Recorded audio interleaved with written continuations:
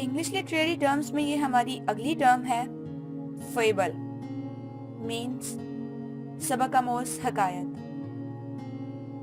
नज़्म या नसर में बयान की जाने वाली ऐसी हकायत जिसमें कोई इखलाकी सबक मौजूद होता है। इसके किरदार अक्सर जानवर होते हैं, लेकिन ये ज़रूरी नहीं।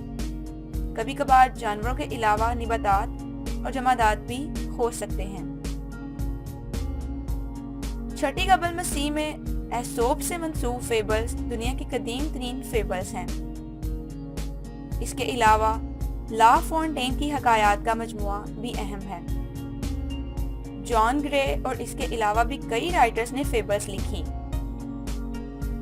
इसके अलावा अमरीकी राइटर्स जॉल चैंडलर हैरिस की अंकल रीमस की कहानियां और जेम्स थर्बर की फेबल्स भी काबिल जिक्र हैं।